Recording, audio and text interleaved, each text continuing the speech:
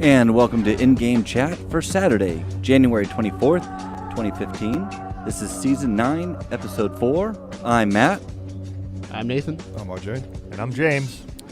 And we are here doing our thing. Again, Yep, no in the Scott, studio without obviously. Scott. Scott is in... He's doing PAX right now in San Antonio. San Antonio, Dallas. Yes. Yep. PAX San South. Antonio. Fort Worth, Texas. Texas. Like it matters. It's Texas. But yes, this is an in-game chat. If you'd like to follow us, we are online at, you could do us on Twitter. We are at in-game chat. We have a Facebook page, in-game chat, or you could listen to us. We're streaming the cam feed right now through Twitch, and you can find us at Twitch TV, in-game chat. Come join us in the chat room live, and while we broadcast, come talk to us. So, welcome everyone. What's going on? Hello. Same old thing. Yeah. Same old thing? Yeah. Really? Is that a good thing or a bad thing for you? If nothing changes, I'm fine.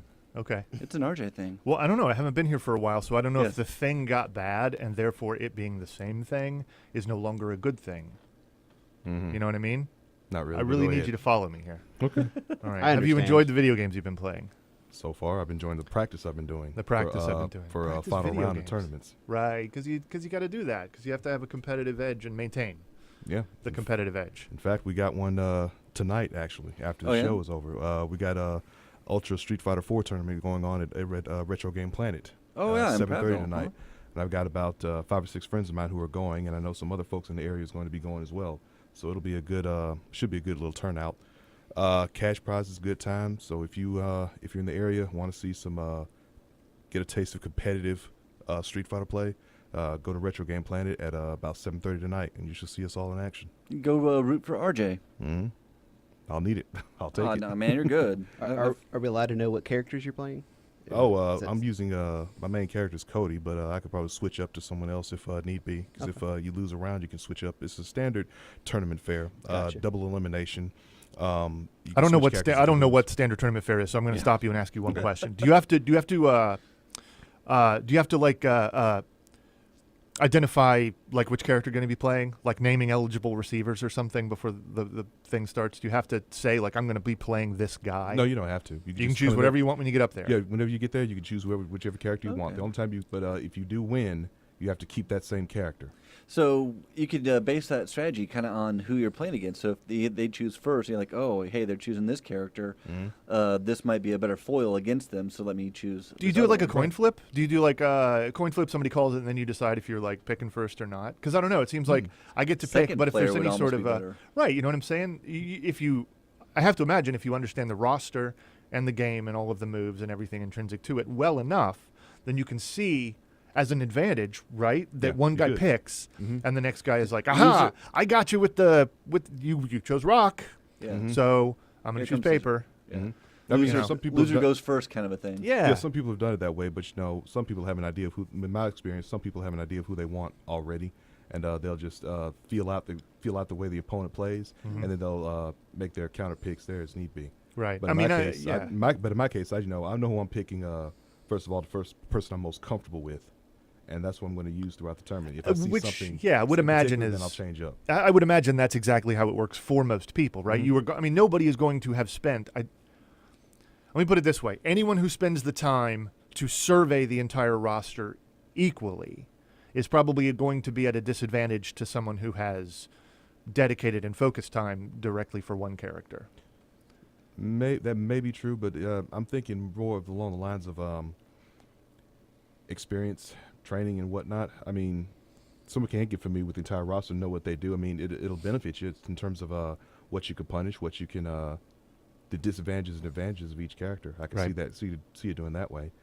But being comfortable with one character or a few characters, Mhm. you'll probably almost always have something to deal with whatever situation comes up. Right, because you're going from a level of familiarity with Mhm. all characters to a level of hopefully expertise Mm-hmm. with a single character or maybe just a couple of characters. Mhm. I don't know. I don't know how it works. I don't play fighting games.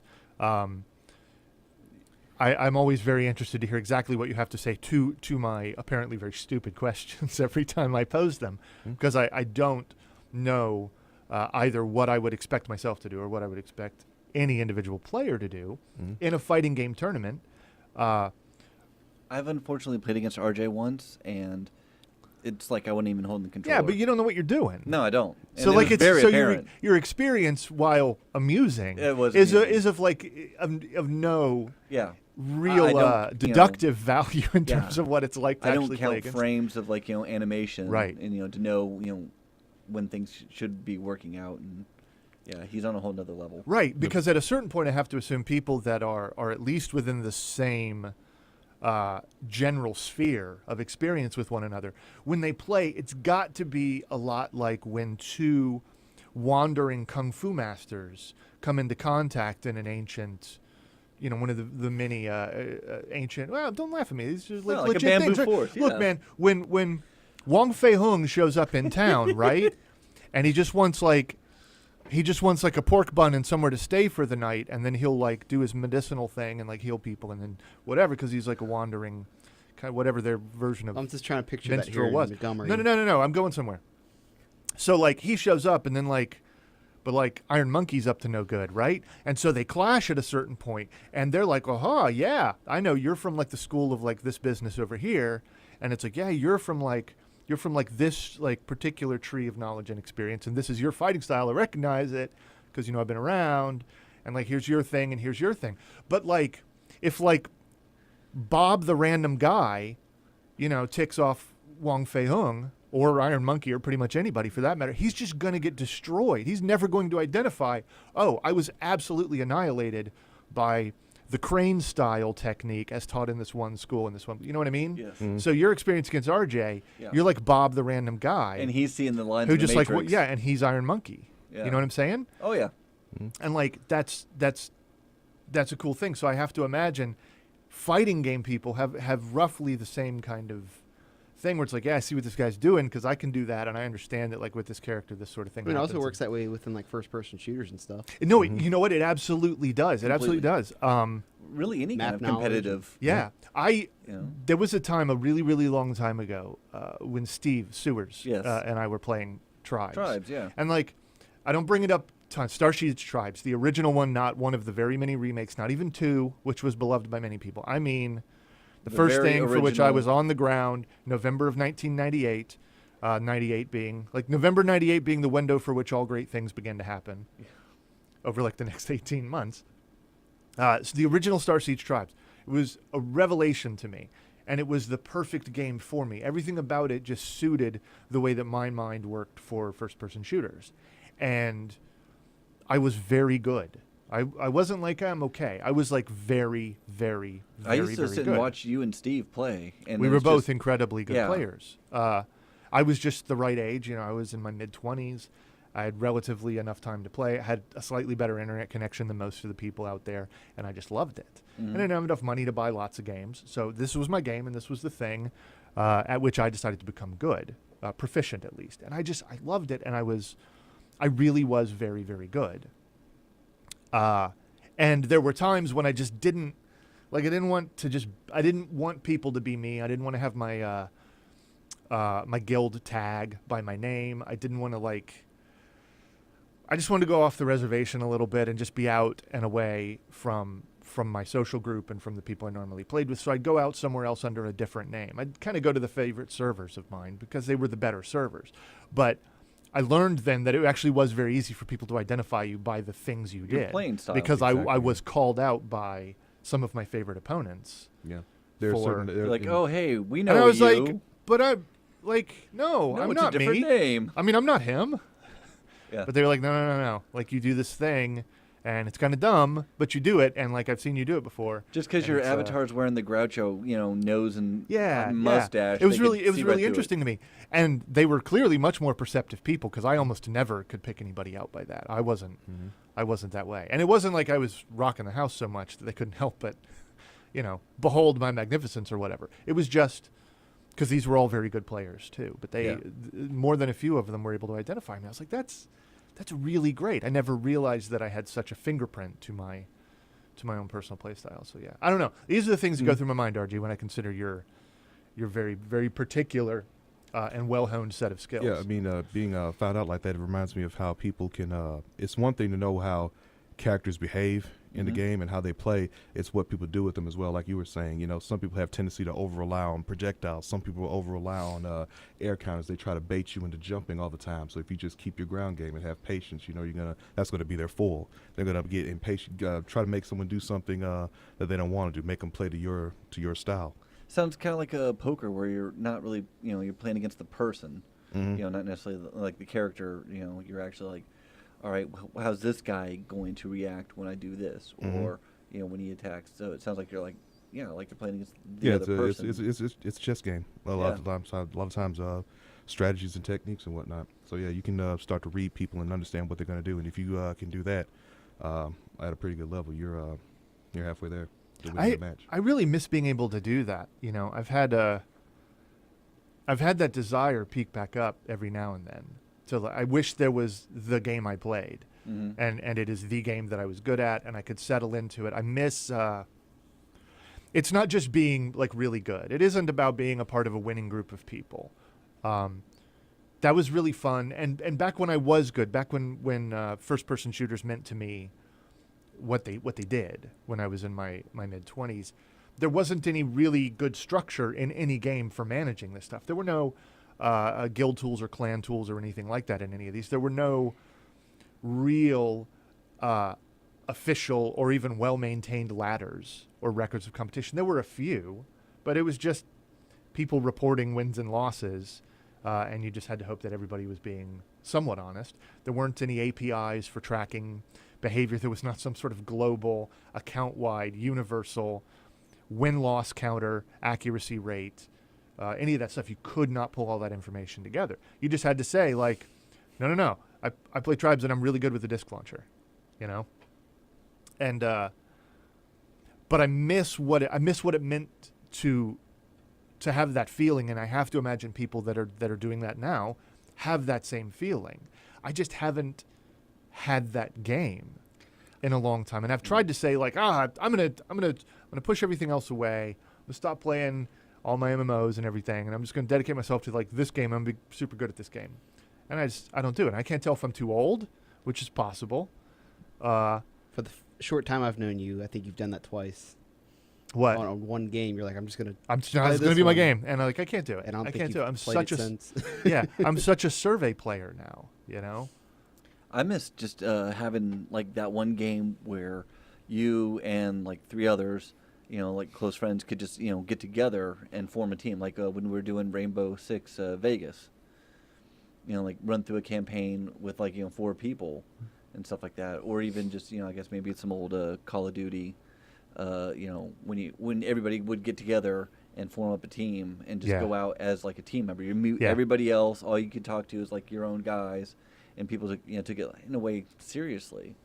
The landscape to me now of multiplayer is just such. It's not even remotely the same. No. You remember, and I mean, I obviously I don't like framing certain discussions like too much about how we did things personally, but there was a time under certain circumstances where we all found ourselves very much under the same roof. Yes. And that's how we played Counter-Strike. Yes. And it was actually a physical LAN, and we played over the internet, and we were just horrible. We were wretched, and we were really terrible compared to the people out there that were doing this. But this was 15 years ago. So no. Yeah, right. Yeah, it was 2000. It was 10 years ago. Yeah. Everything is 10 years ago when you get to be old enough. Yeah. But I enjoyed that very much, and the social aspect of playing that was me, my group of people that I was in direct contact with, my friends, both succeeding and very often failing, together as a group. And it was always Matt's fault. That's just a matter of the exact and historical record. But didn't plant the bomb. I do, yeah. It's whatever, and I do miss it, and I wish that was possible. I don't know that I have the reflexes for it anymore. Yeah. I think I probably do. I don't think I've lost. I think the idea that you lose a lot of your reflexes and stuff is not quite You fair. just have to get closer to the monitor. Well, how much of that is like your reflexes changing, or the game change? Like the game design changing? Mouse acceleration. That's what it is. Mouse No, acceleration. but like games don't play like they did with Hidden and Dangerous anymore. No, they don't. I will tell you what I do think it is. I think that it is the simple fact of I'm not as hungry as I used to be. I don't need it as bad. I don't need to be as good at this, because that point of frustration that you reach when trying to cross the threshold from like mediocrity to competence, right? And then from being a competent player to a good player, and then again to a great player. It requires, like, I almost subtly very much snorted when RJ said I've been practicing, because I'm like, this is about games, but I can't do that because I've done it. Yeah. I've practiced, and I know that it's practice, and you have to practice at anything, games included, to be very good at them. And it's very easy as a working adult to value your time differently. And you reach that threshold, that point of frustration, and you think, I've got a million other things I could be doing. There are a million other ways I could be enjoying just video games, not just the world at large. I think I'm going to log into WoW and see what my paladin's up to. Yeah. You know, it's incredibly easy for me to not sit down and absorb everything I have to about the map knowledge and about the idiosyncrasies of weapons and other players and all this other I stuff. can't stay up until 4 in the morning anymore and expect to be at work at 6. Right, yeah, I can do it, but there's going to be I'm gonna It'll be a I'm gonna rough pay day. for it. I'm definitely gonna pay for Yeah. it. So I miss it. I miss it. It was a very formative experience for me. Yes. But yeah, I don't know. I'm glad that you at least are still.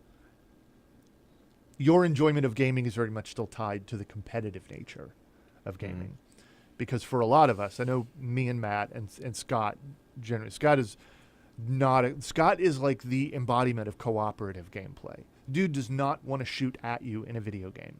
He doesn't have it in him. He doesn't want to do it. He does not ever want to play competitive. He really wants to do cooperative group-based stuff, and he's always had a hunger for it and never had that sort of didn't really have that bloodthirstiness you outlet. need to Yeah. get that guy. I'm going to get that guy. Because you've got to have that to be competitive. Yeah. I know you, Nathan, at least, still play competitive stuff. Are you doing a lot of MOBAs? Mhm. So, which I can't. Yeah, they're I can't really do them either. They're Yeah. difficult. They're very difficult. I still stick with more of the FPSs. That's Yeah. still my, Battlefield. I just, Yeah. I wish I still had it. I wish I still had it in me. I wish I had enough of the hunger and the time or the whatever. Whatever else I think I can blame it on that I isn't think- just me not wanting I to, definitely to think do it it. could still be there. Yeah. I don't think. If it was the right game, if it was something that I really enjoyed. I don't like, I don't know. I have a poor reaction for with stat tracking and with weird rule sets. I missed the last thing that was perfect for me, absolutely perfect for me, was Day of Defeat. Very, very light stat tracking on certain servers, but nothing that really made anything matter in particular. You got into a game, and you shot some guys, you ran up a hill, you captured a flag, and you either won or you lost, and that was it. And then you did it all, and then it was like a Zen garden, man. It's all wiped away. You rake the sand, you kind of pile the rocks, you move things in particular shapes, and that's that match. It's that experience with these people on these teams, and it'll never happen again. And then it's gone. It's all wiped clean, and you start over. And there's none of that. If you've got to log in, if you're playing a game now, you've got to log into something. And if you have a login for something, you're being tracked, and everything about you is being tracked. There is no Zen garden. You're raking waves in concrete, man. You're never going to be able to wipe it clean and start over.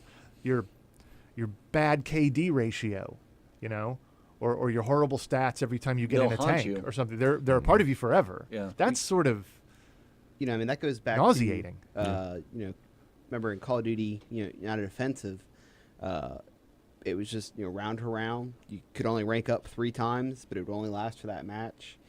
To get to rank 3, you had to get like 75 kills unless they adjusted it.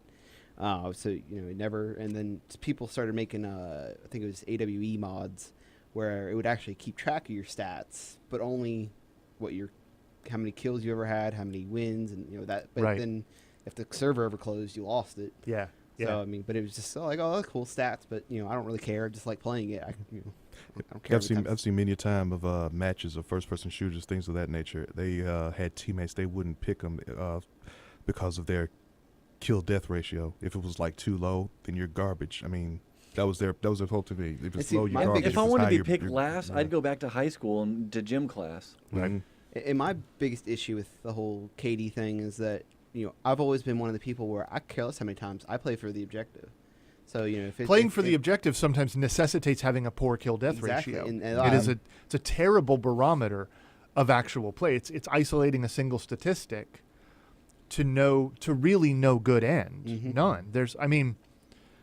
Sure, if you can break your way into a room and catch a bunch of guys off guard and get like a nice assault style KD ratio, that's one thing. That's you actually making movement into where there's other players.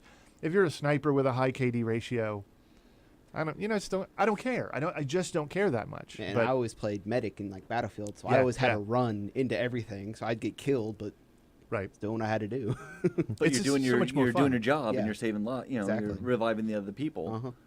So But this again is not even a remotely new problem. I remember we had this same issue playing tribes, and competitively I played on just to capture the flag ladder, and it didn't matter. Where you were on the ladder was the only thing that anyone was concerned with. But for the other styles of particularly modded style gameplay, everyone was trying to figure out the best way to do stuff, and there was a particular rule set or mod set that didn't just rely on flag captures or kills to generate a score for the player. And there were all sorts of other things like destroying stations or destroying like resource points or repairing them and fixing them and doing all this other stuff that they started trying to implement. Really raw and early sort of basic levels of the same things that we're doing now. But it doesn't matter. 15, 16 years on, you're still having the same sort of trouble. People are idealizing. Like for a world in general that does not care for straight, unadorned, unembellished arena-style shooters, that same world seems awfully concerned with the KD ratio, which is the only thing that matters in an arena-style shoot. It doesn't... That would be more like that's more, the KD ratio is more attuned to like Quake 3 Arena, like that style of game. No, that's what I'm saying. Like, Yeah. okay, if you want to just care, if you want to worship and bow down in front of a KD ratio, then build me an arena shooter. Yeah. With nothing in it but a railgun and a machine gun and a rocket launcher and weapon pickups and all that old school stuff. If you really want objective-based, large-scale, combined arms style of video games, then just get rid of that stat. Take it out. Put it away. Hide it. But it can't. And it's a strange... it's something very strange about our nature, I think. It's like... It's difficult for me to exactly put my finger on. I have it. I understand it. I just can't reconcile it. Yeah. So, I don't know. I don't even know where all that goes or comes from. It doesn't really matter. I feel sometimes like I feel often actually, like there are different facets of being a gamer, if we're still allowed to use that word, whatever. I don't care. Of what we are that I just don't explore. I don't bother with. And that's okay. I've come to accept that I don't play competitive RTSs. I barely play RTSs. I certainly don't play fighting games. And that's okay. But there are facets to my own experience that I don't examine anymore. My own past experience. And I miss them. So. Yeah. Okay. I was get a chance to reminisce later on. Just one day, just pick up that old title and start playing. I know. And see how you You feel know about what? it. And I'll tell you what'll happen. I'll sit down and I'll open a beer and I'll think like, yeah, I'm going to launch that game. I'm going to go to my Steam list. I'm going to find that game and I'm going to launch that game. And then I launch WoW. And I queue up for a heroic and I do that for the next 4 hours. And that's how it goes because I'm old. So. And you can play WoW with one mouse now. just lean back. That's very true. It's very true. All right, well, we're going to take a break now. We'll be back in just a few more minutes with more in-game chat.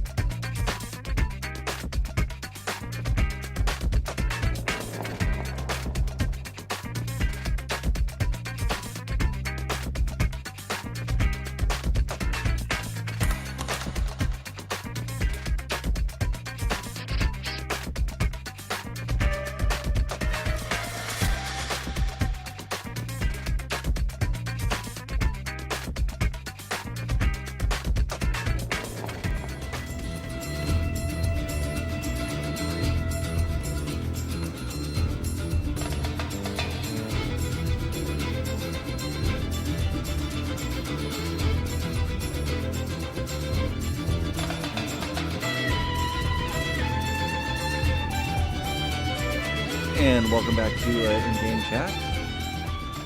That was music, what, Chrono Cross? Oh, yeah, you don't have your earphones on. Yeah, I believe that was Chrono Cross. What do you think? No clue. No? Never played Chrono Cross. You didn't play Chrono Cross? No. You know the rule here. When in doubt, you say Mega Man. Okay, yeah, that was Mega Man. Okay, there you go. I think it was Chrono Cross. It was definitely one of the the Square Enix. One of Actually, the back in Squaresoft days. Nobuo Uematsu Yes, style tracks. yes. That's good. I never finished Chrono Cross. I started it and yeah, it just didn't have the feel that I was expecting because them It saying had the it's word Chrono on it, Yeah. so you were expecting something more a triggery. little. Yeah, you were. Yeah, you were. It's okay. Everyone Yeah. was. Yeah. Everyone's still pretty upset about that. What do you do? Stay upset about it. Exactly. And listen to the soundtrack, which is brilliant. Yeah, it was actually a very excellent soundtrack. So, seeing as I haven't been here, Yes. and I don't ever talk to anybody here, what have you been playing either now or since October? Oh gosh. Well, the same thing. I've been playing a lot of fighting games. Right? Well, so, but lately it's Virtua Fighter, Guilty Gear Xrd, and of course, because of the tournament today, I've been playing a lot of Ultra Street Fighter 4. But outside of fighting games, I've been playing, still playing a little bit of Borderlands, the pre-sequel. Ever since you've been gone, try to do a little bit with Dead Space 3. Yeah. Then probably some nostalgia playing of my Dreamcast, playing some older titles off of that. Yeah. Oh, wow. Which Yeah, ones? Because it still works. Daytona USA, Zombie Revenge, Ikaruga, for that difficulty. Did you ever difficulty play switch I do. Project Justice? Hmm? Project Justice. Yes, I've got that. I have that one too. Mhm. I really enjoyed that one. What is that? It was Capcom fighting game. It was the Rival Schools. Remember that on the Yes. place? It was the sequel to that. Oh, okay. Mhm. I wish they would do more with that series.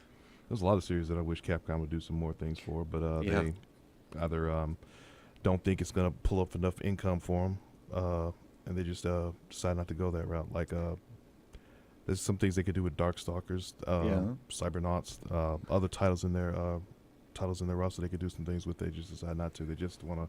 I think they just want to focus on Street Fighter right now because it's real popular right now. So they're going to keep focusing on that, try to get Then as we much got as a they can out of it. remastered of Resident Evil. So Well, A remaster of the remake. yes. so let's see what they do with that. But I don't think they're going to do much of anything with any other properties they've got. Probably not. But that was a really good series. Mm-hmm. I enjoyed both the PlayStation and the Dreamcast version of it. Mm-hmm. Or even like Power Stone.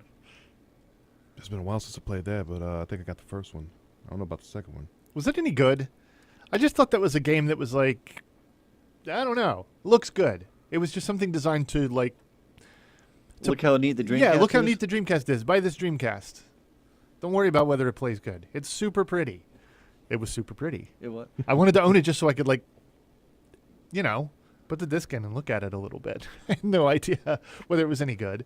I remember the AI didn't really cheating. care. I remember the AI cheating a lot, and Yes. every time a Power Stone would pop out, it would always be magically near them, and they would pick it up and you just whoop your tail all across the screen when they pick up the Power Stone and everything else. Especially when you put it on difficulty of expert or hard level. Yeah, it would always happen that way.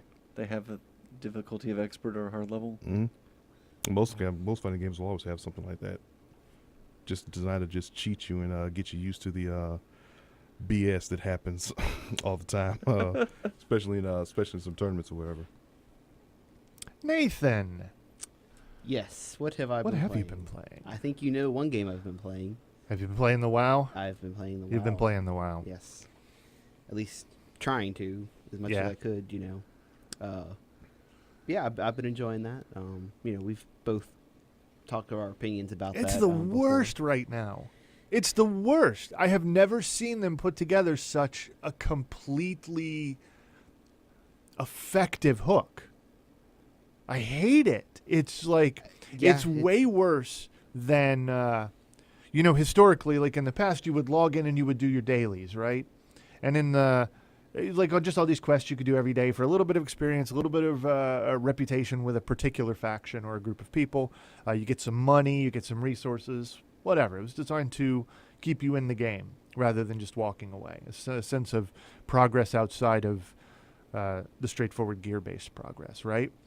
This doesn't work like that anymore. There are still daily activities, but the hook is more about maintaining your garrison, for which you are, your manor, for which you are lord, and like telling all your little dudes where to go. Go out there and give me some resources. Go get me like a piece of gear. Go do this thing. Go do that thing. Got to go trap some beasts so I can get my daily savage blood. I got to like run my daily cooldowns on all of my. Well, we were talking, and you run your own garrison. Yeah. Which is like its own like little mini fortress. You grow herbs and can farm things within there. It resets every day, so it's kind of like a daily of doing your farming stuff or whatever. But you have followers who you can send on missions who can get you other gear and stuff, gold and other resources like that. And so, I was telling James, I was like, it's funny, WoW has basically, they've turned the player into the quest giver. Like, you're now the quest point, and you give all the NPCs quests to go do, and you're just like, all right. I was about to say, it sounds like Command and Conquer. Just, it's not even not. remotely that engaged. You just tell It's them. completely mindless and completely brainless, but it's taken all of the activities that we've sort of mindlessly and brainlessly devoted ourselves to, I guess, for so many years, and made them so much easier to do. So it's so much easier to do it across multiple characters so that you can be finding the most efficient way through any particular task, whether you're trying to gear up or whether you're trying to make money or do whatever. It doesn't matter. It's incredibly casual. I mean, beyond what WoW has even been criticized for being in the past. But it's so much easier. And to another point, it's not exactly it doesn't exactly happen very often, but to the point where you can actually get end game gear sending them to go do quests. Yeah, I think you get like a heroic. Yeah, you can get like not amazing end game gear, but decent end game gear a few times a week, and then you get like the 655 item level stuff every couple of weeks. So even people who are not engaged in those late game activities are still getting gear that's going to, at least over time, keep them from being so far behind everybody else in the only way that matters, which is gear. So that's not necessarily a good thing, but it is what it is. I will say, again, because we haven't really talked about this since it's come out, I like the raid, and I like the dungeons. I think they did a much better time with the small and medium-sized group activities this time than they did in the past. I've enjoyed them more. I haven't enjoyed some of those things for the past couple of expansions, and I think they did a good job. I like it. I can understand exactly why their subscription numbers have gone back up.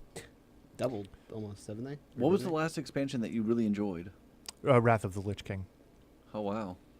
Yeah. Okay. That was a minute ago. It was 2008, I believe. Yeah, it was 2008.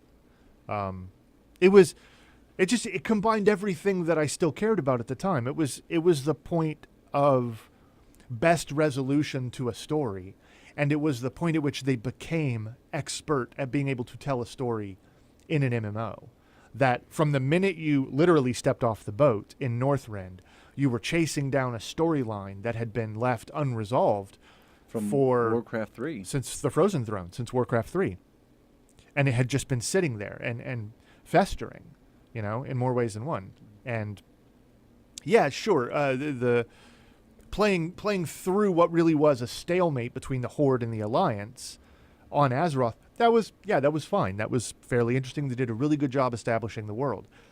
Taking a detour, I guess, it still feels like a detour after all this time, into Outland during Burning Crusade. It was really great. The game developed in a great way at the time. But as far as where you thought the lore, the story, whatever, it wasn't right. Lich King was good. Well, they kind of did it backwards in Burning Crusade. Yeah, they did. And they realized, maybe we shouldn't do that. So yeah. That didn't help either. It was good. It was a good time. I really liked it. I've played everything since as well, but this is... I will say, though, I understand the reasoning. I've seen why. I've read why they did it. But I don't exactly like the whole profession, the way they changed that. Yeah, I know.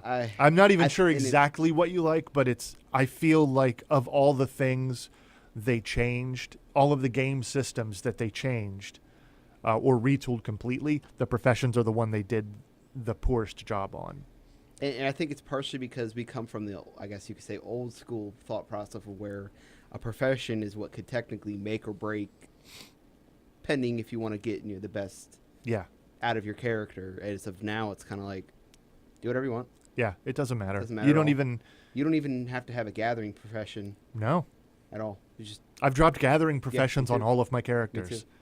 For all of this time, if you were a blacksmith or a jewel crafter for the number of years that's been there, if you were an engineer, say you always had mining, right? If you were an herbalist, or you were an herbalist if you made potions as an alchemist or something, all of that is gone because you have your own personal little herb garden At the garrison. at your garrison. You have your own personal excavation site, a mine, at your garrison. And whether that is your profession or not, you can pick the flowers and mine the ore. It doesn't matter. None of that is. I don't understand that. They've essentially made completely redundant an enormous number of their own professions. You don't even have to level up your professions anymore. Not really. You can start at no profession and be essentially maxed out in. Your number might Minutes. not say it is, but you can make the top thing. So. Yeah, it's really odd. It's Yeah, very I strange. don't And get it's imbalanced. I was able to get all the way to the end of one of my professions much easier than some of the others because alchemy didn't Mhm. rely on the cooldowns and stuff. I don't know. It's probably more than anybody wants to hear, but suffice to say, possibly the best hook they've ever had in one of their games as far as addictive gameplay, the kind of thing that makes you want to get into it every day. A lot of the group-based activities, the real quality of the group-based dungeons and raids and stuff really does seem pretty decent. I like all the encounters. I like the designs. I sort of like the rewards. I don't know how they're going to manage this over time. There's a lot of big question marks about that. They clearly are not done with this expansion. And I mean that it is clearly not in the shape they really wanted it to be in when it launched. But yeah, it's a big deal. A lot more people have come back playing because it's a lot easier to come back playing. You lose nothing. I don't care how long ago you played. If you ever played, you can jump right back in and be more or less where I'm at in days, not weeks or months like it would have been previously. So, Other games playing. Yeah. Let's see. I have beat. Did you beat Wolfenstein, Matt? I'm at the last boss, the second half Okay. of the big, I guess, Yeah. Mecha Godzilla Mhm. version of them. Yes. So that's where I'm at. I had played and beat that, and then turned around and sold it. Did you do both the endings? No, I only played the one. Okay. I'll if I'm gonna do it again, I'll probably pick it up for like $5 on Steam when it's dirt cheap. And I'm like, oh, okay, Fair enough. play it again. I had been playing the second Walking Dead. I couldn't think of it. Oh, I've been season playing 2, that, huh? Yeah, I'm on episode 2 or 3. Can't Okay. remember which one I'm on. Been enjoying that. And then just this week alone, I was playing Alien Isolation. What do you think of that? I've enjoyed it so far. It's much better than Colonial Marines, but that's a whole other. Yeah, that's not saying much.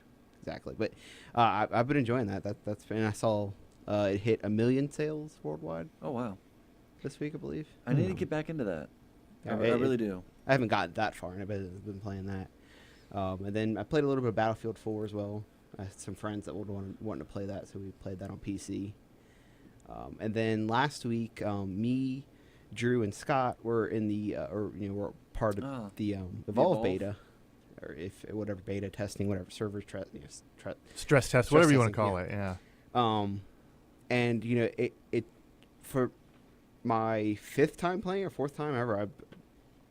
There's been a bunch of times that I've been able to play it since before it's come out. I still have the same conclusion that it's a super fun game that I will not buy, because it's, especially with the whole DLC situation, which I'm sure we'll talk about that later. It's just, there's just not enough there that, when I've played it, it's been the perfect situation. Me and James were talking about where, it's just been friends playing, communicating, and that's great and all, but for a $60 game, I'm not going to be able to always do that. And that's probably going to be a more minority time that I can do that than majority. If it was coming out the gate being sold at, like, I don't know, lower price point, like 30, $25. Would When that be Battlefield more 4 entice you? when Battlefield 4 came out, I said I wouldn't pay more than $20 for it, and it finally hit $20, and that's when I bought it. This game, $20 probably is when See, I buy it. all right, I think before you can even ask and answer that question, you have to ask and answer something a little different. Battlefield, yes, it's a multiplayer game. Evolve is inherently a symmetrical multiplayer. Yes, It is 4 Marines that's a huge difference. and the one monster. Its entire reason for existing is that gimmick. I actually now think it's a pretty interesting gimmick. But asymmetrical multiplayer is incredibly hard. It's very difficult to balance. It's very difficult to make both sides competitive and fun. With a slight difference and yet not overpowering. Right. Yeah. My opinion on the game before I had a chance to play it, this was before the previous alpha, beta, whatever they wanted to call it, the one that we played at the end, third quarter last year. I wasn't interested at all. I thought this is ridiculous. It just doesn't look right to me. Something about this doesn't seem particularly fun, what I had watched of it. Then when we played it, I had a very different experience, and I enjoyed it a lot. I really enjoyed being on voice comms with 3 other people playing the Marines, who, they weren't random, they weren't unknown, they weren't just internet strangers. There were 3 people that I knew, and so we were all communicating with each other very well. We weren't like great at it or anything, but we were fine. We were perfectly fine, and we shared information because you would switch classes every time the round came up different. It's like, oh yeah, I played that one this time or last time, right? And so I can tell you like this thing and that thing about that class. And if you do this, it plays better, and you got to watch out for this. And this is your combo of like weapons to use. And it was really, really fun. And I felt like a lot of really, really good feedback from the game.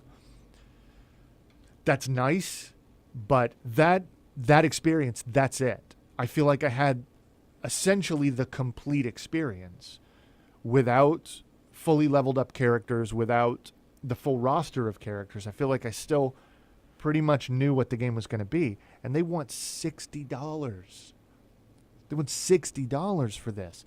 And I can never guarantee that I'm going to have such a cohesive group of people. I can never guarantee that they aren't going to, while examining gameplay week to week, change the balance of a particular weapon or a particular ability on a character or on one of the enemy monsters or anything like that. You invest yourself in something like this, it's really fluid over time, and it's subject to a whole array of things that can affect your experience. And they don't stay in place. We're not talking about, again, like it used to be in 15 years ago, when a patch to a game wasn't even that common. Yeah. You're talking about something that can be patched several times a week now, so that whatever the meta is, whatever the actual strategies are, whatever the moment-to-moment gameplay is, Can be taken out. Can be changed utterly Instantly. at any point in time. And Right. this game seemed to me like something that mattered a great deal, where balance was concerned. I saw something online that actually was really good news for the game. It was talking about, it was in answer to people saying the game was inherently imbalanced. But somebody did a win-loss kind of stat dump of all the games played over this most recent beta, and showed like, well, here's the actual win-loss records between, Marines and monsters. And it was actually Pretty balanced? pretty balanced. If you excluded all players level 5 and below, or below level 5, I can't remember, just in an effort to remove some of the noise from the data, right? Inexperienced players. It became even closer to 50-50 win-loss. It really looked to me like a guy who knows the monster and a team of Marines who know what they're doing. This could really, really be a good game for a fairly long period of time. But you need to know what you're doing. You need investment in it. This isn't... That would actually be something I wouldn't mind watching during like the pro gamer competitions and everything. Yeah. Get a good group of 4 Marines and a good monster. I mean, that would be entertaining. Just to sit and watch. 2 weeks ago, the last time I was on the show, I was talking about how I said I still felt that the monster was slightly overpowered, pending the situation. And so now, like I said, I needed to be able to play it with a full group of people that I actually knew, Mhm. who were all talking, being able to play. Now, the person who's playing the monster, the first time we played, the guy didn't really know what he was doing. And I know one match, the game literally lasted 2 minutes, I think. I mean, we just found him, trapped him, he got destroyed. And then the second, as we kept playing with him, he started getting better and better and better, and the maps, or the matches would last, I don't know, 15, 20 minutes apiece, to the point where, it got more enjoyable. And I wouldn't say he was as overpowered. And it also depended on what monster, Right? Because he played both. But I felt it felt a little bit more balanced. But it definitely still feels.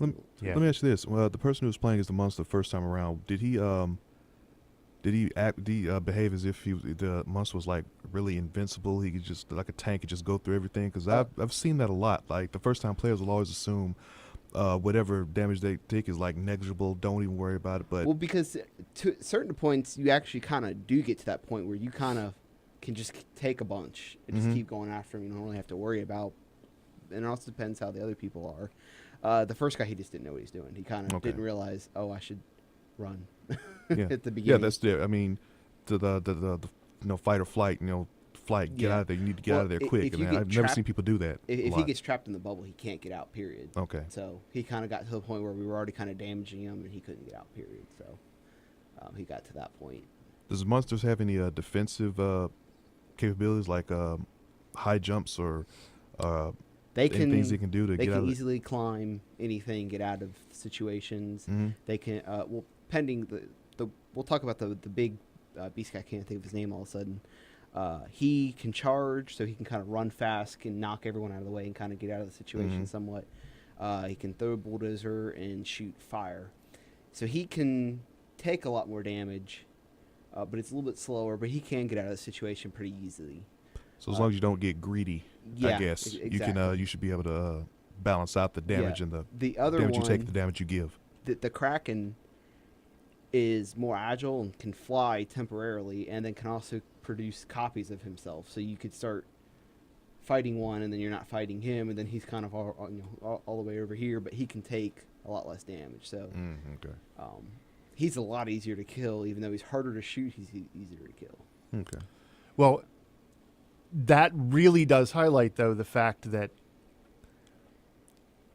whatever this was, stress test beta, we already knew the game was gold, the game was shipping. Whatever shape it's in right now is very close to what it's going to be in when it launches. Well, they said it was a stress test. Yeah, they can patch it. It doesn't matter until everyone who's playing is at the maximum level and has all shared their experiences, so you can figure out what works and what doesn't.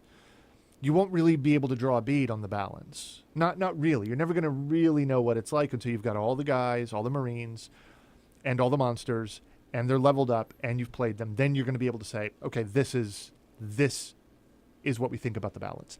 And that's a lot to risk. That's a lot to risk even $40 on.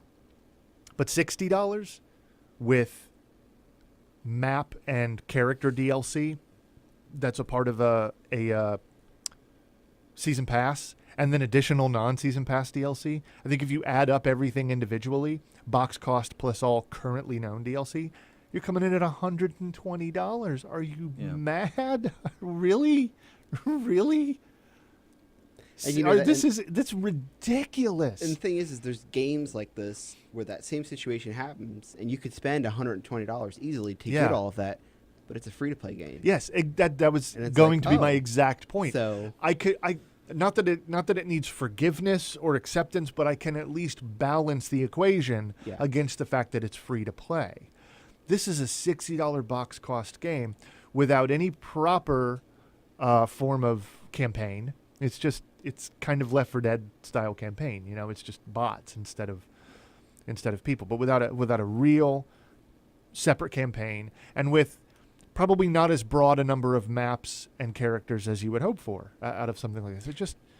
It doesn't feel right. And I hate that because I changed my mind so much on what I felt the quality of the actual game was. However, I really wish I could have seen how it wasn't available. I believe Xbox One could play it, but it was it's like it's a 5-day event where everyone can join.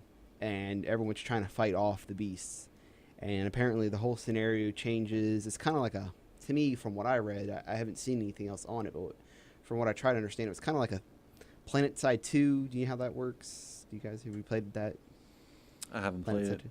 Yes. Okay, well, you know how it's like just a constant open world war? Yes. That's kind of how that is, and that's pretty interesting. I wish they would, have let me try that, just because it would be more of a continuation of what I could be able to play with instead of Right. just hunt, dead, Yeah, and yeah. hunt. So It would be interesting. That would be a nightmare to actually try to make for real, I think. meaning, Something that open. well, it's not that size. I'm just saying it's a constant war. It's a 5-day war that Okay. doesn't stop for 5 days, and that's Yeah. what they're explaining. But I kind of needed to try that. So hopefully that'll be kind of but yeah. So. All right, well, we're going to take another break now, so this will be a little longer, but we'll be back in just a few minutes with some more in-game chat.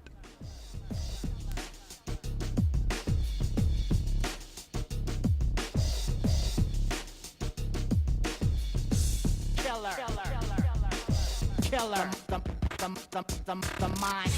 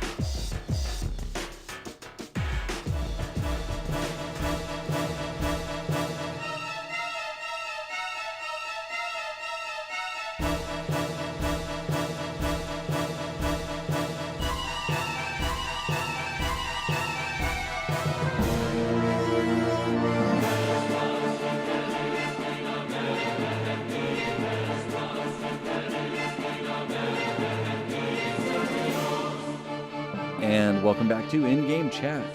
That is obviously, for anybody who knows, music from Final Fantasy VII, One-Winged Angel.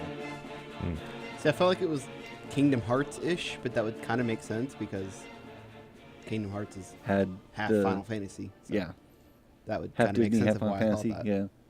But no, yeah, and Sephiroth did make I think he made an appearance in it too. I know Cloud was in it. Yeah, he did. So, yeah. So there you go. Yeah, it's Little one of fact the titles for I ya. still never played. Tried it, but I never got I into know, it. yeah, the Final Fantasy is just not your It's not your not my cup of jams. tea. It's like fighting games to you is what Japanese RPGs are for me. I mean, I tried it, but I just could not will myself to finish through it, man. I just could not get through that wait your turn type Yeah. of battle style of play. I mean, Okay. if I hit a button, I want you swinging the sword or pulling the trigger or something. I don't want Right to wait my then. turn or anything like that. I gotcha. Mm. So this was a good week for me for gaming wise. Yeah, what'd you get?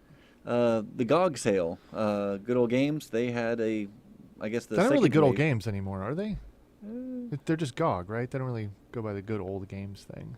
I guess I don't know. I mean, I've always used to calling them that. Well, but, that's what their name yeah. actually was. Never mind. That doesn't matter. they've had the second wave of LucasArts and Star Wars games. Right. So I picked up everything that wasn't in my Steam account.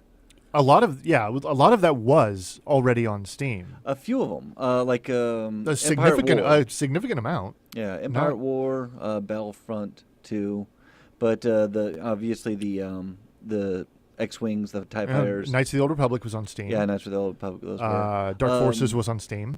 Yeah, the Rebellion and Rogue Squadron, those weren't. No, they weren't. Neither was. So, picked up those Galactic Battlegrounds. They had already released X-wing and TIE Fighter Yes, then they What? came back out with the X-Wing several versus TIE Fighter. couple It was months 2 ago. No, wasn't it that long? I can't remember. It was the end of last year, I think, somewhere near around then. Okay. But what we were not aware of is that they were going to release. I mean, we were hoping, but they released X-Wing Alliance, yes. and XVT. Which X-Wing the versus balance TIE of Fighter. power. Which With the is balance of power okay. pack is okay. What's interesting about that is if you A lot of the older titles, X-Wing and TIE Fighter, themselves they're not particularly moddable. It's very, very difficult to go back to those game files and make any significant changes. But X-Wing Alliance used a completely Different engine. It was a very modern engine at the time it was released, and it was only a few years newer than TIE Fighter. I think it was 99. Yeah. As opposed to 95. 94 was TIE 94. Fighter. Okay, so it was 98 a was full the 5 special years. edition. But it was a very moddable game. Yes. Both in terms of graphics and in terms of the structure of the game. As it stands now, with the right fixes, with a small hack that allows it to run in native widescreen HD resolutions, with you can find a complete graphics overhaul pack that gives you all new ships, high-res cockpits, all these different things for those individual ships. The game looks, it does not look modern, but it is beyond tolerable. It actually looks very, very good.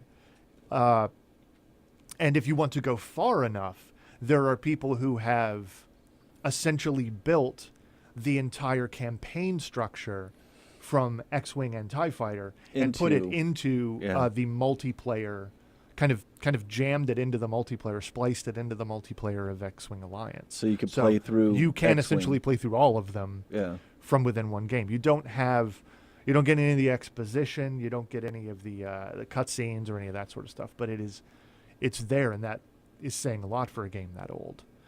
But I know a lot of people like TIE Fighter. It was the definitive opportunity to play from... It was the only opportunity to play from the Empire side. I guess it was forever? Has there been anything else? No. Well, I guess maybe a little bit with Battlefront 2, because you start off as a clone, Grand Army of the Republic, and you're in the 501st. And as you go through the campaign, just the campaign-wise, once you do the battle of over, the Tanta 4, take over with the Empire. So you do, I guess, get a little bit of the Empire's perspective as that. Right. But that's going from I guess the good guys quote to the bad guys quote. Right.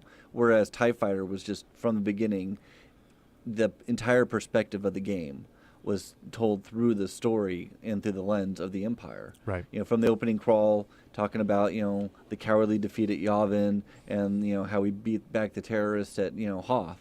You were playing as an agent of the Empire. Right, but you were playing. I think more to the point as a conscript or as a recruit. Yeah, Marek Steele was a recruit from the academy. So you were someone who just you were not yourself evil or anything. You were just some guy who entered the machine of the Empire because I want to be a pilot. Yeah. So I'm going to be a pilot, and you see the entire story as you grow through the story from that perspective. I know that it was really interesting for everyone.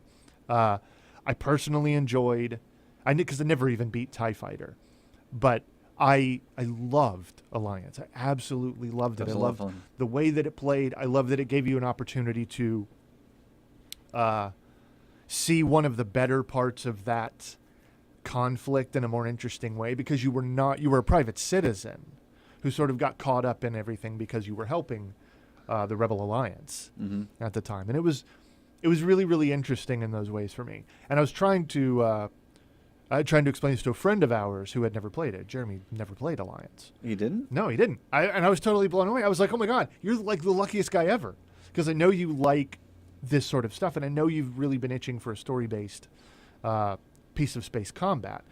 Like Now it's out No, there. you have to get a hold of this because it's exactly what you want. And I realized one of the reasons that I have such a fondness for it. I looked up the release date as February of '99. Yeah. It was the last thing. It was the last Star Wars thing before it all came Before apart. Episode 1. Before Episode 1 was released. Yeah. It was the last thing released before everything went an entirely different direction. It was the end, literally, Of the of an original. era of certain kind of fiction, when we cared about yes, I know it's Star Wars. It's just stupid, doofy, wish fulfillment. It doesn't matter. I'm a huge fan of it. I've been a fan of it my entire life. that's fine. I've taken it in the good and the bad. But at that moment, I realized this was when I was at kind of the peak of my fandom, right before it all just turned into something that I didn't enjoy anymore.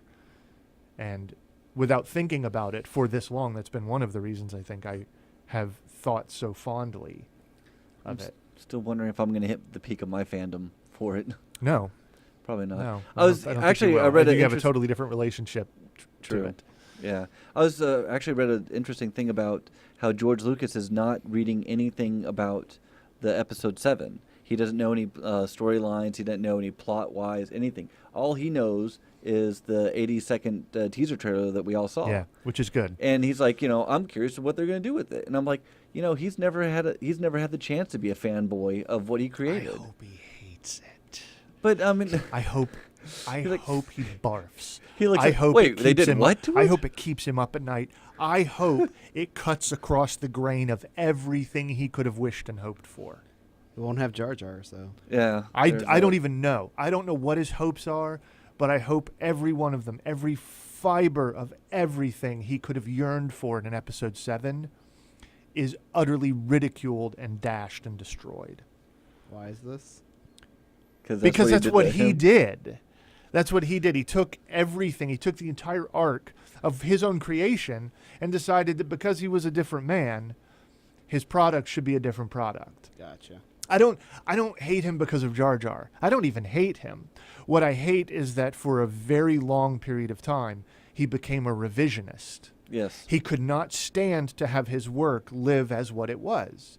He used to be and- really big about arguing about he made rewriting- enormous arguments about, against going against- manipulating film. things as they were. Yeah. You don't ever do that because it, for better or worse, it is a product of It's time. everyone involved in it at that yeah. point in time. It is a product.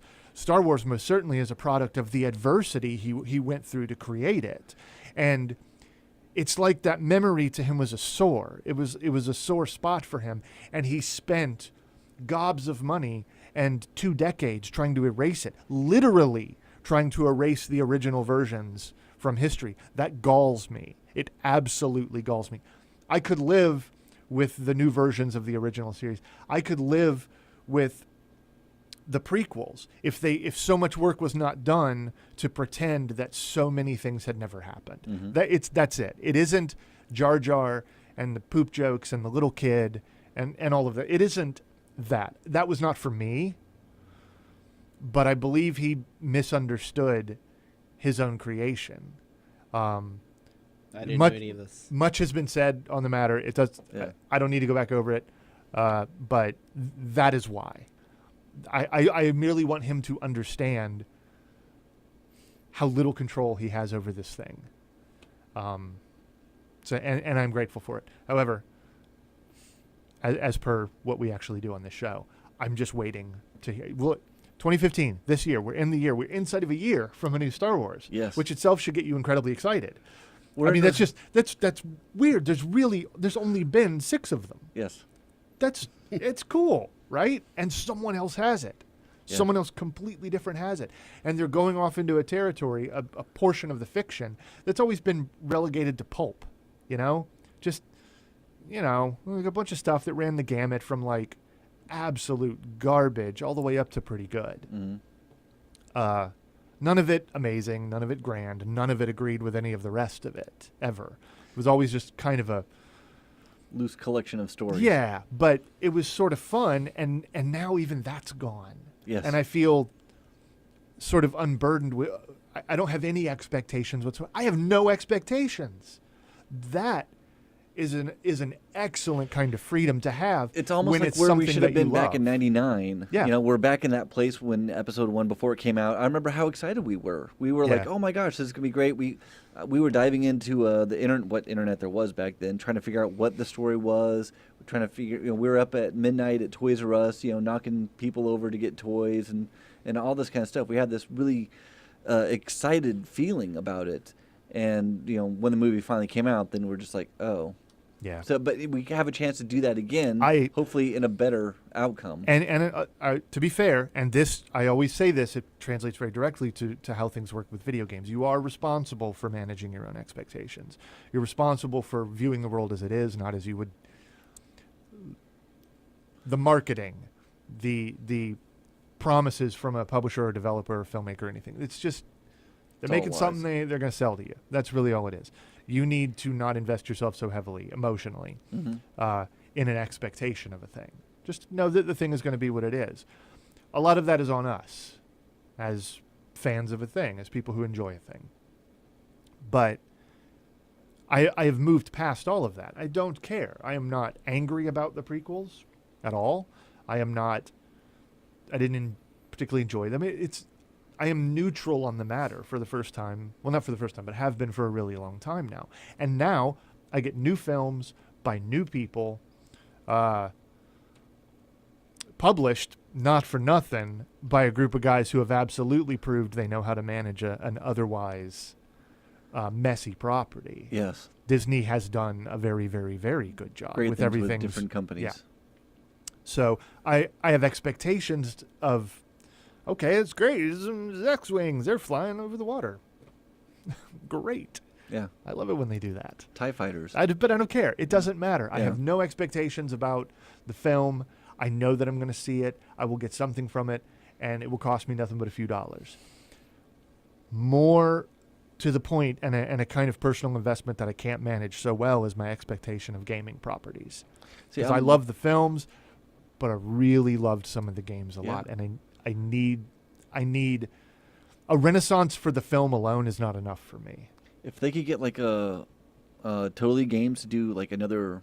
There's no Totally Games. I know, but this if they is one could of get your this is something one like of your that. things, man. This is a touchstone for you. Yeah. Like Larry Holland is not like some retired mercenary waiting to be activated by his CIA handler contact who's going to spring back into action and make the greatest game ever made. He's done. They're gone. They're gone. But if they get something like that, like someone that who knows how to do space combat and make it fun and everything, and they're like, all right, we have this new property, we want to focus more, we want to have like our first person whatevers, but we also want to do maybe some RTS. But here's a space I don't combat. find. I mean, you say that sort of flippantly. I don't find the first person whatevers to be a natural fit necessarily. The world in general isn't necessarily that. Everything is, Call of Duty is a first person whatever, but they're not actually rampant anymore. You know what I mean? I would be very, very happy with a first person whatever.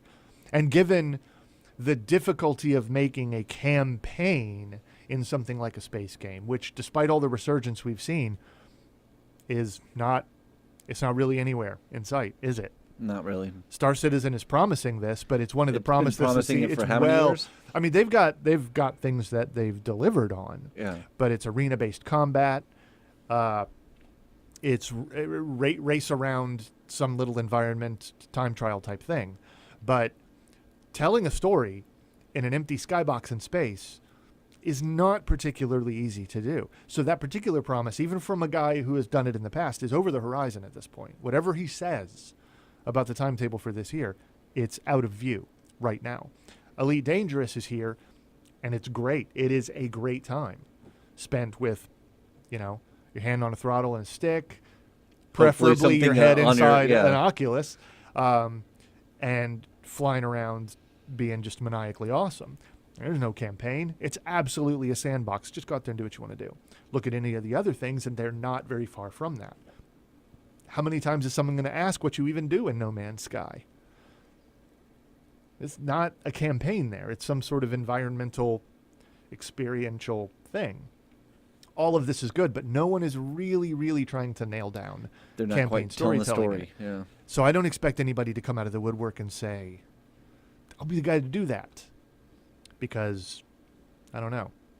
I would be much happier with a straightforward action game. So I'll say my two favorite Star Wars games. Obviously, Battlefront series. That was always a great one. But do you guys remember I'll just go say yes. the what? To whatever it is, I'll say yes. The Bounty Hunter? Yeah. On PS2. Yeah. That was With one of my Jango Fett. Yeah, and then the Phantom Menace on PS2. Did you ever play that one? the Phantom Menace game. Mhm. Oh man, I played it because Wait, it was I like thought that was a PS1 Phantom PS2. Menace. no, it was PS2. Yeah. Yeah. Okay, I had it on the PC. Yeah, on the PC. Yeah, we played it Yeah. on the PC. But It was awful. It had that. I yeah. loved it. No, it was so awful. I thought it was fun. But it had that clip of Obi-Wan and Maul Oh, yeah, during the credits, it had movie clips in the menu. and we just like sit and watch the movie clip it in was the pretty credits. cool. Like, okay, It was watch that fun. again. It was a new thing. It was at a time when it was really easy to be in love with a new thing just because it was new. It was Yeah. Plus, it was I okay. I was 7. So. Yeah, that was going to be my next statement. Was like, It was I geared was- towards you. yeah, I was only 24, so. Anyway, it doesn't matter. It's new stuff. I very much like that. For what it's worth, they have been very permissive with re-releasing a lot of the old games. I would like to point out that I think, despite whatever may happen in conversations about backward compatibility in any other game system or on any other platform, the PC is obviously king of it, as long as someone is there to maintain the code. It doesn't generally require tons of extra work. Yeah. And as long as you aren't precious with your control of it, then there will always be a community willing to do the work. All of these updates and patches and everything I've suggested for X-Wing Alliance, as an example, these were not done by the developer. No, that's all At all. community This is based. all stuff that's been hacked into and modified by the community. They have the I think the biggest uh, one was Darkstar. He was one of the biggest Yeah. guys that did I don't- the models and like getting one of the out. original Yeah. best, at least. I don't even know that his is the primary. I don't know anymore. Doesn't but matter. Yeah, back in the day. Having said that, a lot of the GOG re-releases, the recent ones, are in their way kind of fundamentally broken. Because the big problem we've seen moving from a lot of these old games to new games is everything came on a plastic disc. There was no digital distribution in the 90s, early aughts. It didn't happen. So the file structure, the directory structure, and the behavior of game executables was all designed around looking for information on a disk, looking for CDs. And so in order to change even a couple of very simple things, this happened with when Flight Sim 10, FSX, got re-released on Steam. On Steam. Or released for the first time on Steam back in November. It was the first day of the sale. Was it November or December? Doesn't matter. That was like one of the first things. It was like, okay, here's this new game, but now all of the mods, all of the third-party add-ons and stuff, they're all broken. Because they're looking for a different they're file expecting like a structure. slightly different file structure or something. Give it a few weeks, and the whole thing is put back together. All of these old, untouched, relatively unmaintained mods that had just been sitting out there doing nothing for years and years and years suddenly like woke back up. Guys you would have expected, this is all, this is defunct. This has been completely ignored to the point where, whatever, it'll never happen again. Everybody woke back up and said, yeah, I'm on it. We're doing a bunch of testing. We're changing what we have to change. It's a brilliant example of how nothing has to die on the PC. It doesn't have to disappear. You don't have to rely on any specific set of hardware, any configuration of stuff. You don't have to wonder if you're ever going to be able to find a VGA adapter or something for your ancient console to be able to play it on your display of choice. It's one of the things that makes me very happy to be a PC gamer and to see things like that show back up. It also makes me very angry because I want to download them all, put all the mods in, and it's like, no, it's broken. These next few weeks are the weeks where it's broken, and we try to figure out how to make it work like it does if you have it on disk. So, Trying to load it up for the first time, several of these games, realizing the native resolution, like 640-480, is just like really brutal. So it is brutal. I was like, oh man, that's pretty bad. So, just trying to, the little things like that you have to get around. You know what it makes me sad about? Sad that I didn't have the forethought or the intelligence to CRT? keep a CRT around. Yeah. I wouldn't mind at all. I really wouldn't. Particularly if I'm in the mood to play an old thing. Yeah. I found it very easy to. That'd be so easy to just plug it into your box and be Yeah. like, all right, no biggie. Yeah. I wish I had. I wish I'd kept just something. I say that. I don't know. And then if I were to sit down in front of the 17-inch ViewSonic I used to have, I'd be like, no, never mind. I'm wrong. This is terrible. Not worth it. Still on mine, but it's currently failing though. Yeah, well, they do. That's what they do, yeah, man. Those heavy picture tubes. But you got. Were you able to play Rebel? Which one is it?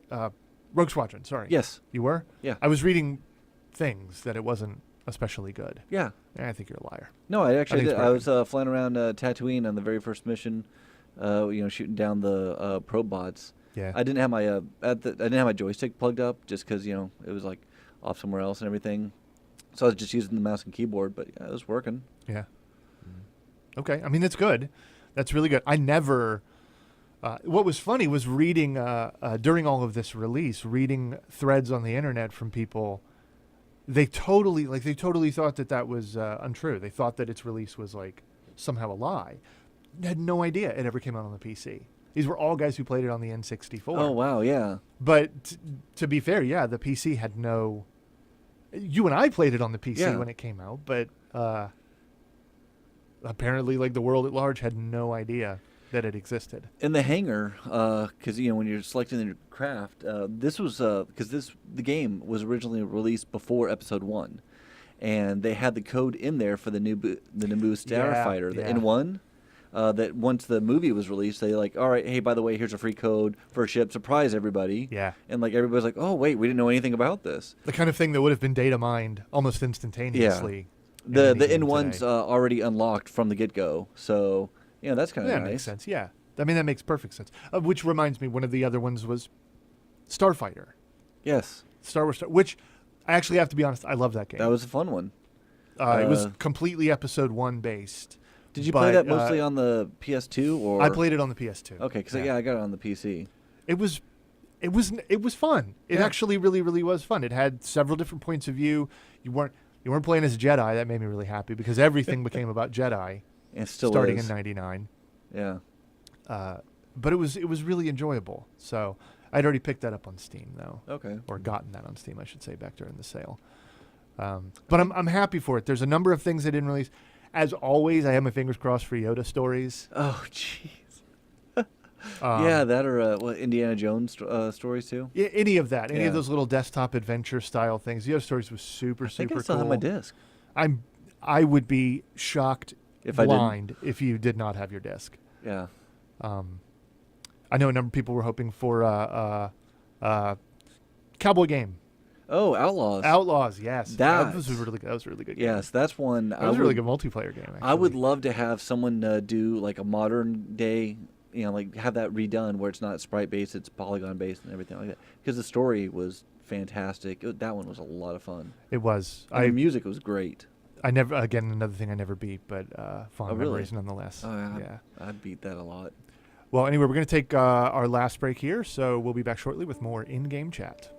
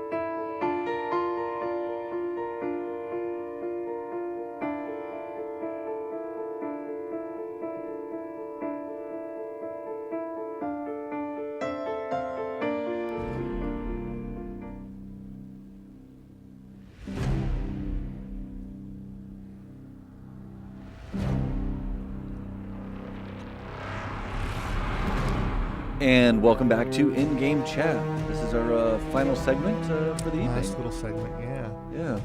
So, No more Star Wars. No more Star Wars?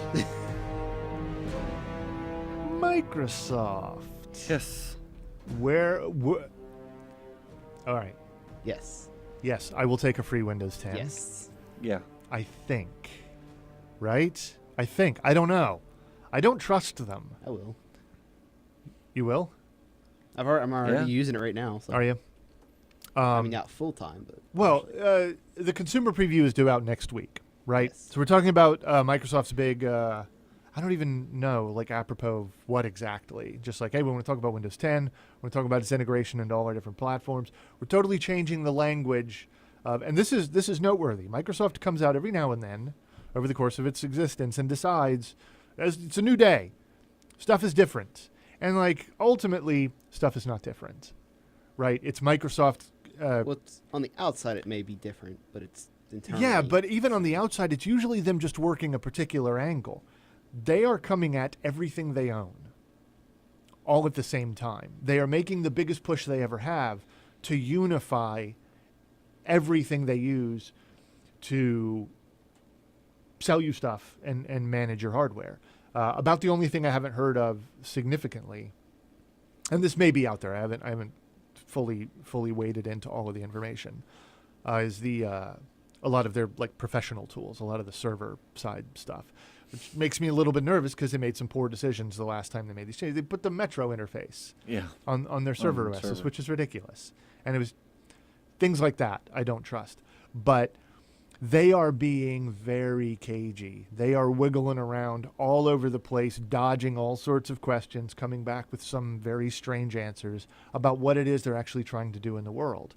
If it's just Windows 10, right? If it's just a new consumer operating system and it's going to integrate a little bit better with the phones and the tablets, kind of like what we were doing a few years ago, but better, that would be one thing.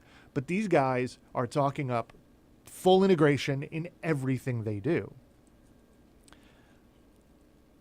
As someone who doesn't necessarily like the Xbox One but has no problems with it, I'm not sold on it. I'm really interested to see them do something to elevate the platform, to do something genuinely interesting that's going to put them not just on the right track from where they started with their announcements, but to a place of making it more than just, yeah, I get it, it's an Xbox. Whatever, I just don't really care. As a PC gamer, I have two wishes, basically. The one that I know will never come true is, no matter how many times they've said they're going to rededicate themselves to PC gaming at any level, they don't. It would take them no work whatsoever, or such insignificant amounts of work that it wouldn't matter, to take all of the properties that Microsoft owns and just release them. I'm not saying make new versions of them. I'm not saying release what they had. I'm not saying remaster them. Just pull a GOG, do something. Just put it out there. Put it into the world. Put everything you have that was ever available on the PC into the world. I would buy that so quickly. A lot of people really would. Between the freelancer, the Mech Warriors, and the Midtown Madness. I mean, that alone right there are awesome. Why can I not buy Starlancer and Freelancer somewhere online through a digital shop? Why can I not buy any of the old Mech Warrior stuff? Why can I not buy Crimson Skies? Oh, man. Why in the world can't I get a hold of a copy through them, legitimately, of Midtown Madness or of Halo? Yeah. Why? That's the main one. But what? It makes literally no sense to me. You can make arguments, useless, empty arguments. People want to give Microsoft money about over this. support, Yeah. but it doesn't. It clearly doesn't matter. People are absolutely willing. PC gamers in particular have a specific behavioral thing about them where they know that old stuff is a little messy and a little broken. But we have a and nostalgia bone. It's not just a nostalgia, it's something that we've learned to accept, and it's Yeah. something we don't mind fixing ourselves. Again, I refer you to the previous segment. Yeah. So I have given up on that. Not only will you never release them, you've demolished all the studios that created them. You've destroyed the entire structure of everything that ever made these games. So whatever, it's gone. The other wish is for them to stay as far away from PC gaming as they possibly can. I want you to release Windows. I want you to make no changes that make PC gaming any more difficult. I want you to essentially leave things as they are. Make UI improvements, make kernel improvements, make performance improvements. Do whatever work is necessary at the level, at the engineering level to make sure that it works better on modern hardware, that it's better at addressing large pools of memory, at managing solid-state drives, at utilizing and being efficient with faster and faster transfer methods, all of these things that make up newer and newer PCs all the time. And then go away. Yeah. Put it down, sell it to me, or give it to me, apparently. Do whatever it is you're going to do, and then walk away and leave PC gaming to everyone else in Who the world wants who to has an take interest care in of it. it. I don't need your interest, because every time you have tried to put your hands around it, you have nearly strangled it. And they have finally dismantled Games for Windows Live. That entire thing is gone. And if I read between the lines, right? If I listen to the cadence of what they're saying, and more importantly, what they're not saying, part of me can't help but hear another Games for Windows Live coming It's around coming, the corner. yeah. With They're Windows speaking, 10. they're talking too much about the important integration between all of their gaming platforms. I don't want it. I want it as far away from my PC as you could possibly get it. I don't want you anywhere near it. You are terrible stewards of your own service. You're wretched, historically failed managers of your own platforms. You are not good at it. And whatever it is about you corporately that makes you a success in certain spheres makes you an utter catastrophe where PC gaming in particular is concerned. They try to take their philosophy for what is a really vibrant console scene and apply it to PC gaming, because gaming is gaming. But it's not. But it isn't. Yeah. And I don't mean that as a slander or to feel superior. I It's play in different. both places, Yeah. but I know them for what they are. And there are so many things about what they're saying, so much subtle language that's like, your descriptions, the picture you're painting is very incomplete to me. And that makes me apprehensive Yeah. about what your plans are. Good Lord, man. Why would I want to stream my Xbox to my PC? Have you been paying attention? No one goes that direction. They're going the other direction. Yeah. The entire narrative has been about the painful rack and iron maiden that is the desktop computer. And I got to sit at my desk and I'm hunched over like, I don't know, it's Jacob Marley in his counting house or something ridiculous, something utterly wrong about the comfort and approachability of a gaming PC because, well, I like to kick back and I like the comfort of my couch. Comfortable couch gaming, trademark, all rights reserved, whatever, has been the entire narrative for an awful lot of people. So good on you. I don't care. Get a long HDMI cable or stream it to a Steam box, whatever that isn't anymore, right? And get on with it and do your thing, and I don't care. But it makes some sense. A piece of machinery that is as sophisticated and powerful as you choose to make it, as much money as you've chosen to spend on it, and then stream that to your comfortable place, and that's fine because it has no bad effect on what I want, which is being hunched over and cruelly whipped while I play my PC games or whatever other form of discomfort people claim to have. It was funny. Remember how I forget what E3 was at? Was it last year that they kept having all of the Xbox One banners that just kept saying the one, just the one. That's all you need. It's just one thing.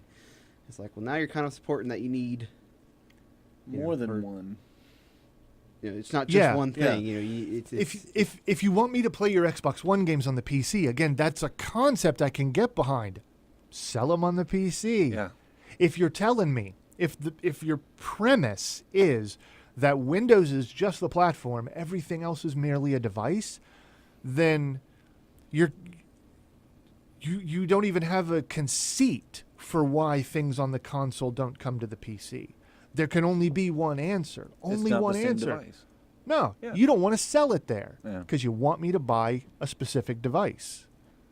Well, I don't want to buy it. I don't want to.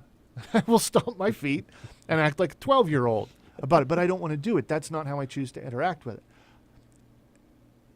And they have proven, as I said, that they don't have any interest in that. The story's not complete. They still have an awful lot left that they can say. They're going to be talking about it more and more. GDC's coming up in a couple months. That's fine. But in terms of the management of Windows and everything, yes, I'm still on Windows 7. I got nothing about Windows 8. I use it at work. It's fine. It's all fine. I will load up the consumer preview. I will be perfectly happy to take their free copy. It's a smart move.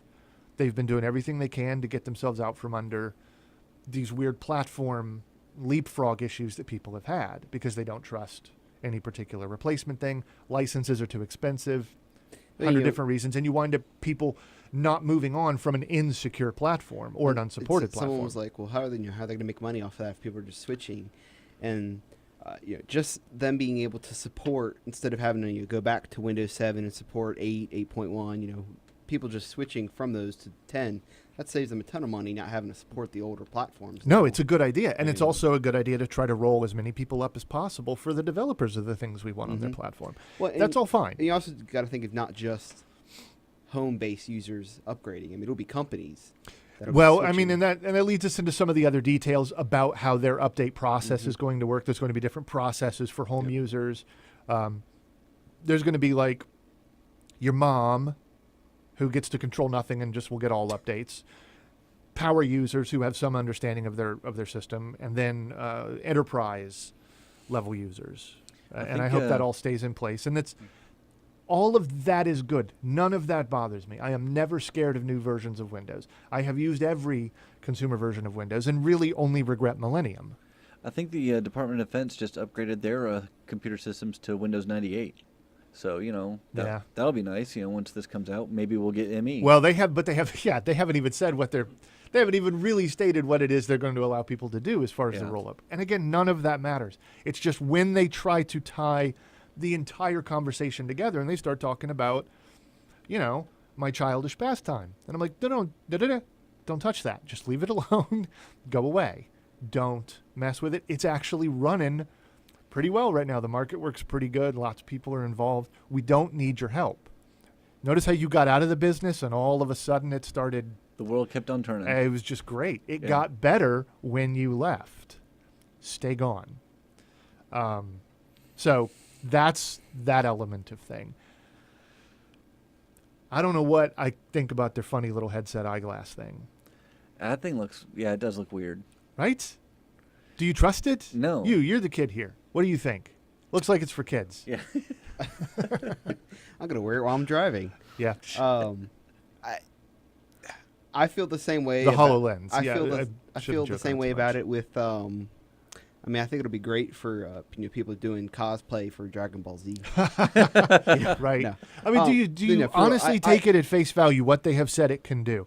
Because see, I don't trust anything that anybody is telling me right now. See, I don't even trust, and I know it's a good product for the most part, but I don't even trust Oculus. I don't trust any of this just because I'm not big on. That's not something I'm gonna ever use, honestly. I could see its benefits. Could you imagine like alien isolation with the Oculus Rift? That further immersion into it. I don't want it. You don't need it. That's not my type of thing. Okay. But with that, I just feel it would be somewhat gimmicky. But I would also need to see its full capabilities. And right now, they're just showing you It's an advertisement. That controlled environment they want you to see. I mean, it looks like a presentation. And I pull on my soapbox and stand on it. I can't trust anything they've shown me because they're trying to get me to buy it. I want to see it in a real world situation where no one's acting. Yeah. I want to see an office working with that type of thing. And then I'm like, okay, I don't know if that's still something I would ever use, but right. So that's how I need to see it. It is, again, another piece of equipment that can't seem to, it doesn't come down on one side or the other of Microsoft's, or it doesn't come down in any, it's like they're trying to land on everything they do simultaneously, right? Well, like, look at it. It does all this stuff. It's augmented reality. I think everybody who's been around the idea of tech for long enough understands exactly what it is. I have no conceptual issue with it. My problem is implementation. And so what do you do? Oh, well, it's everything. It's got gaming stuff, and it's got applications for the working world or the office world or all these different things. And it's like, yes, I've been reading science fiction my entire life. I understand perfectly what they are. They've been dreamt about long before they were possible. And to be fair, everything that they're claiming here has been broadly possible for a long time. It's been, generally something that we could pull off for a long time. But showing me rolling cute tape about what it's going to be capable of and showing me people that are amazed by it, namely the press. They're amazed by everything. It's their job to be amazed. I look back at the number of things that they were all amazed by that turned out to be, average, mediocre, or oversold, underbaked, never delivered at a good price, never feature rich. I mean, I'm extremely cautious about what it's meant, but I'm mostly skeptical because it seems like they're trying to tell me it can fit any role. It'll fill any need. What do you whatever need it it is. to do? It'll do it. Yeah. Yeah. And I don't know. And I get that it's got a cool thing where, like, if you put it on your head, then there can be Minecraft everywhere. I mean, I guess. I mean, to me, it's just like the Kinect. It very much PlayStation Eye or is whatever it like the is. Kinect. Yes, there are an awful lot of ways that I can imagine its application to be super cool, but I don't know, man. I just don't And in trust the, you. in the Kinect's defense, and maybe going with this, the most interesting things with that was what everybody else was doing it, not Yeah. what Microsoft did. You get it, in the hands of people from MIT and stuff like that, and all the things they developed for it, all Yeah. the all the ways it went that Microsoft never had that intention of. But that's If- still not standard user. No, not at all. No, not Not at all. stuff And that- and again, that's why I don't simply say that it is a garbage product or that it No. is inherently a bad piece of material or a lie. When I say I don't trust it, it just means that I'm not willing to. I'm not willing to be led down that path by Microsoft. They have every reason to spin tales about what it's capable of, and no reason to be like, yeah, it's pretty good for some stuff, but it's totally crappy for this other thing. You're not going to want it. No, they will never us your tell money. you that. Yeah. I personally, I've gone back and forth on it, but I am much more interested in the Rift. To me, that is a much better. The isolation and the complete saturation of your experience. It's not quite sensory deprivation, right? No, But it's it's closer and closer. Yeah. Right now, as almost everybody knows, the perfect test case for it is Elite. Yes. Elite Dangerous. It is very, very, very good. But anyone who tells you that it is perfect isn't being entirely truthful. The resolution still isn't good. The field of view is not good. There is still a significant screen door effect. It's very difficult to read some of your heads-up displays, and a lot of the moment to moment with your view darting around inside the cockpit, looking at other fighters and stuff. That's brilliant. But the minute you have to focus on any text, the minute you're interfacing with any one of the 1,000 menus that you use to navigate space and the various categories of things that you can buy and sell, it becomes a lot more difficult. Even that thing, with as open and transparent as they've been about the product and its API and about the development kit and the development process, it's not there. And I very much want it to be, and I very much look forward to it. But I also know, as interesting as it is, it's got a limited set of uses, and I don't mind that. It's to some degree has owned that limited set. You know what I'm saying? Yeah. If that makes any sense. It has not claimed to be the cure for any and all ills for your gaming immersion problems. It does kind of a limited number of things. I would trust the HoloLens more if it was being if it was giving me more information about fewer things, rather than just being, what do you need? What do you want? Doesn't matter. HoloLens can do it, kind of stuff. I don't know. It's weird, and it's part of Microsoft's greater sort of overbearing nature when they try to sell you a new concept and a new idea. And as it turns out, in the not too recent past, they were full of it, weren't they? Yes. They've been full of it several times in the past, X number While. of years. It has an awful lot to do with their history as well. Having said that, I don't imagine they're not going to ruin the world or anything. I hope the HoloLens is, okay. I hope that it does something fun. I hope it's not stupid expensive. It will be. Like a Google Glasses or something. Yeah. And to be fair, you know what? In fairness to them, I should take back part of what I said.